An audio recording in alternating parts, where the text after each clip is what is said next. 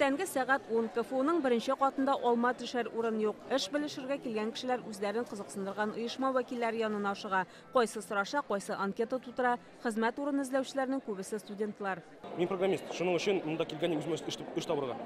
Монда нык күп кеше, нык күп компаниялар, нык күп кешеләр белән контакт алып була. Пиар сферасы бик ошый, телевидение, может, реклама белән нәрсәдер похоже, шул меня бик нравится. Монда башкаларның 40 оешмасы эш тәкъдим итә. Алар арасында заводлар, хезмәт күрсәтү һәм IT тармагы оешмалары кызыксындырган барлык сорауларга да җавап бирәләр. Дөрес итеп резюме төзергә дә өйрәнергә була. Производствода эшләгән кешеләрне бүген шул изләргә килдек инде. Безнең предприятиедә яхшы төзелгән система обучения, система наставничества бар. Без опыта работы, чакырабыз егетләрне, кызларны үзебез укытабыз. Безнең фотостудияга, безнең складка, төрле направлениялар безнең офиста да бар.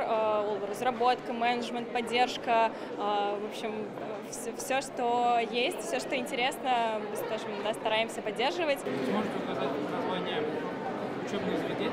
Промтех оешмасы вәкилләре санкциялар кертелгәч импортны алмаштыру буенча заказлар артты. Шуңа эшчеләр кирәк. Бу предприятиедә самолет һәм вертолетларга запас частьләр җитештерәләр. Безгә инженер-технологлар, рабочий куллар кирәк, слесарьлар, оператор ЧПО, диспетчерлар. Аларның тәҗрибәләре булмаса да, без аларны өйрәтергә әзер. Мест работы было очень много, да? Мин эшләгән оешма ябылды, анда хезмәт килешүе юк иде. Ә монда социаль пакет бар, пенсия яшенә җитәм бит инде. Шуңа стажы да кирәк.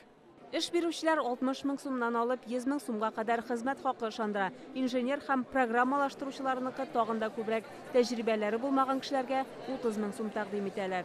Вакансиялар алар сайтта күрсәтелә, ул труд всем дигән эш Россиядә сайтында һәм сез аны карый аласыз. Хезмәт хакы буенча нинди иң күп хезмәт хакы түли торган вакансиялар дөрестән дә инженерлар өчен, конструкторлар өчен, баш конструкторлар өчен 300 меңгә хәтле түли торган вакансиялар бар. Интернет аша сатучылар, официант, укытучылар, тәрбиячеләр, технологлар, төзүчеләр, җитмәди җитәкчеләр. Хәзерге вәзгыять белән бәйле төстә оборона сәнәгате эшчеләренә дә сорау зур.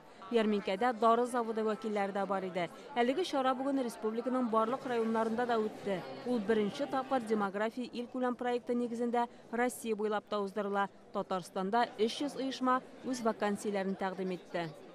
Вакансияләр ярминкәсенә бүген 4 меңгә якын кеше килде.